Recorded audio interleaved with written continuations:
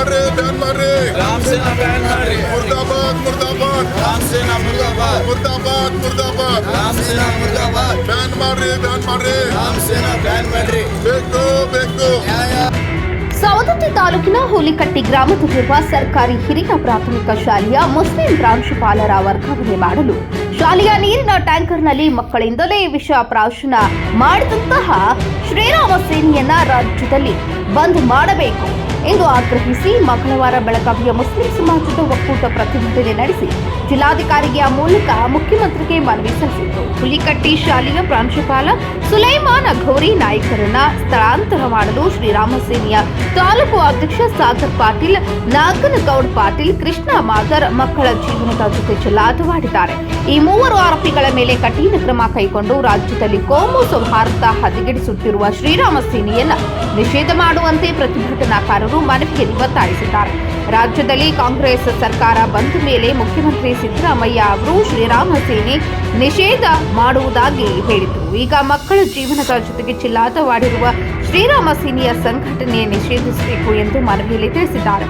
ಪಾಲಿಕೆ ವಿಪಕ್ಷ ನಾಯಕ ಸೋಹಿಲ್ ಸಂಗೊಳ್ಳಿ, ಪಾಲಿಕೆ ಸದಸ್ಯರಾದ ಶಾಹಿರ್ ಪಠಾಣ್, ಶಕೀಲ್ ಮುಲ್ಲಾ ಸೇರಿದಂತೆ ಇನ್ನಿತರರು ಉಪಸ್ಥಿತರಿದ್ದರು.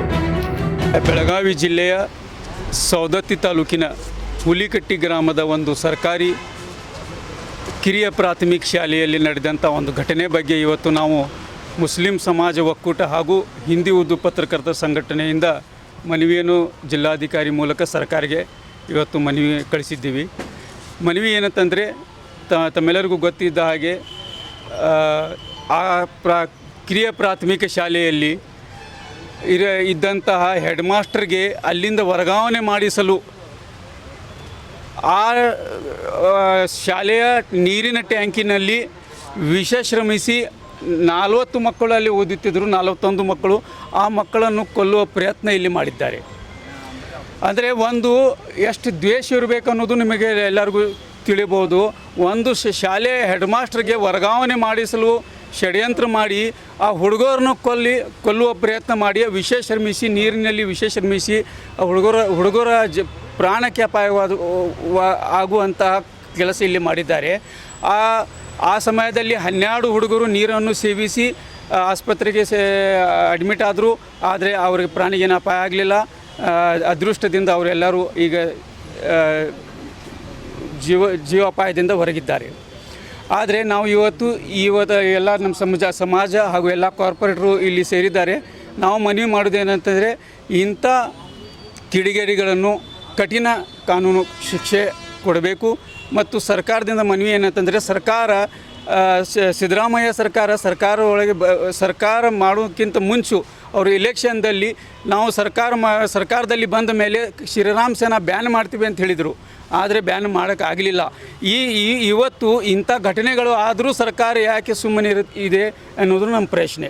ಸರ್ಕಾರಕ್ಕೆ ನಾವು ಮನವಿ ಮಾಡೋದೇನೆಂದರೆ ಶ್ರೀರಾಮ ಸೇನಾ ಬ್ಯಾನ್ ಮಾಡಬೇಕು. ಯಾವುದೇ ಪರಿಸ್ಥಿತಿಯಲ್ಲಿ ಈ ಸಂಘಟನೆಯನ್ನು ಬ್ಯಾನ್ ಮಾಡಲೇಬೇಕು. ಇದರ ಹಿಂದೆ ಬರೀ ವರ್ಗಾವಣೆ ಆದರೆ ಅದಷ್ಟೇ ಉದ್ದೇಶ ಇಲ್ಲ ಅನ್ನೋದನ್ನು ನಮಗೆ ಇಲ್ಲಿ ತಿಳಿದು ಬರ್ತಾ ಇದೆ. ಯಾಕಂದರೆ ಒಂದು ಹೆಡ್ ಮಾಸ್ಟರ್ಗೆ ವರ್ಗಾವಣೆ ಮಾಡಬೇಕಾದ್ರೆ DDPI ಅಥವಾ ಯಾರೋ ಅಧಿಕಾರಿಗಳಿಗೆ ಹೋಗಿ ಭೇಟಿಯಾಗಿ ಅವ್ರಿಗೆ ಮನವಿ ಮಾಡಿ ವರ್ಗಾವಣೆ ಮಾಡ್ಬೋದಾಗಿತ್ತು. ಶ್ರೀರಾಮ ಸೇನಾ ತಾಲೂಕು ಅಧ್ಯಕ್ಷನಾಗಿ ಇಷ್ಟು ಕೆಲಸ ಮಾಡಲು ಅವ್ರಿಗೆ ಏನು ದೊಡ್ಡ ಇದಿಲ್ಲ.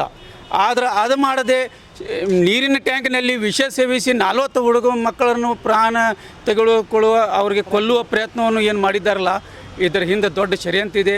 ಅದೇನಾದರೂ ಹುಡುಗರಿಗೆ ಏನಾದರೂ ಆದರೆ ಅದಕ್ಕೆ ಆ ಥರ ಹಿಂದೆ ಇವ್ರದ್ದು ಏನೋ ದೊಡ್ಡ ಪ್ಲ್ಯಾನ್ ಇತ್ತು ಅನ್ನೋದು ನಮಗೆ ಒಂದು ಸಂಶಯ ಇದ್ರ ಮ್ಯಾಗೆ ಇದೆ. ದಯವಿಟ್ಟು ಇದರ ಮ್ಯಾಗೆ ನಾವು ಏನು ಕೇಳ್ಕೊಳ್ಳೋದಂದರೆ ಸರ್ಕಾರಕ್ಕೆ ಮನವಿ ಮಾಡೋದಂದರೆ ಶ್ರೀರಾಮ ಸೇನಾ ಬ್ಯಾನ್ ಆಗಲೇಬೇಕು.